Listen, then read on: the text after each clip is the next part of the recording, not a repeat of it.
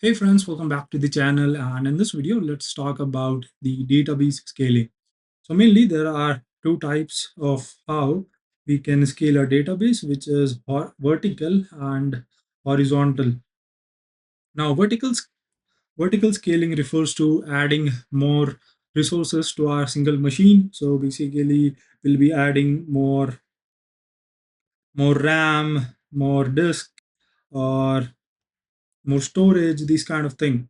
So basically, we are investing more and more into a singular machine. So this is known as the vertical scaling, and practically, this doesn't make any sense, and it is not possible to scale any database vertically because there is a limit of how much resources we can put into a singular machine, and it can be quite costly when you are investing in just a single machine.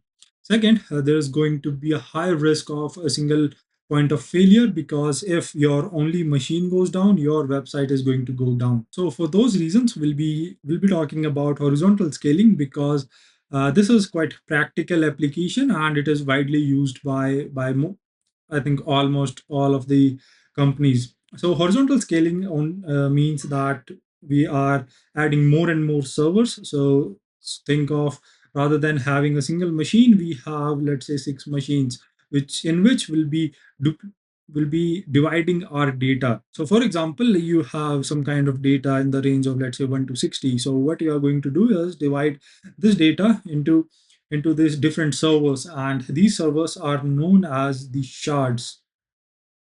So you will put 1 to 10 in this shard 1, and 10 to 20 in the shard 2, and so on. So this is how, on the higher level, the horizontal scaling works. Now there is a concept of the sharding function, according to which you are going to divide that data. So for our case, let's say, using a simple, you have something called as the shard function, and in this you can have something like user ID, some kind of ID, and you can have a modulus function of, let's say, 4.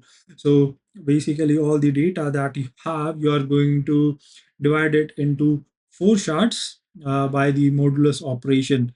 So you can have something like this, and you'll have 1, 2, 3, so things like that. So whenever you have a user ID, you are going to modulus it by 4, and depending on the remainder, you are going to have the data divided into all these 4 shards. Now there are certain problems with the horizontal scaling, and let's discuss about them in brief. So first is the join operation. So in this, what happened, so the example that we had taken, so let's say we have like 0 to 10 table entry here, 10 to 20 here. Now if we want to have the data query of something like range of 8 to 12, now in this case we'll have our data in two different shards.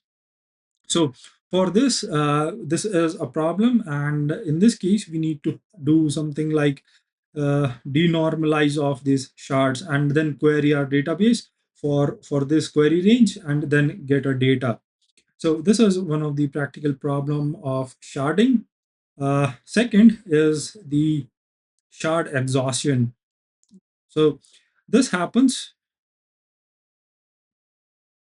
So this happens when certain shards are exhausted because of the uneven data distribution. So in this case, let's say this has like astronomically high data as compared to others. So this can go through the something called as the shard exhaustion because most of the read write queries are going to come to this. So consistent hashing is a common solution for this. Uh, about this, we'll be talking about in the upcoming videos. And third is the celebrity problem, or also known as the hotspot key problem. And consider this as an example of a social media platform, and you have, let's say, the data for some celebrities like Rock, Dwayne Johnson, or maybe Justin Bieber, all these kind of celebrities in only one shard.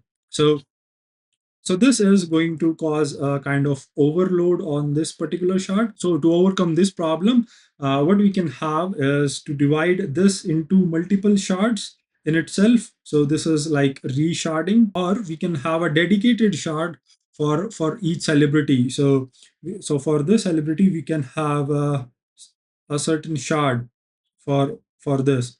So these were the common problems with the database scaling, and how is the database scaling implemented in the real world systems. So this is how our data center is going to look like after we have scaled our database into multiple shards. So in the upcoming videos, we'll be discussing about some of the real world applications and how we can build that. So that's it for today. See you in the next one.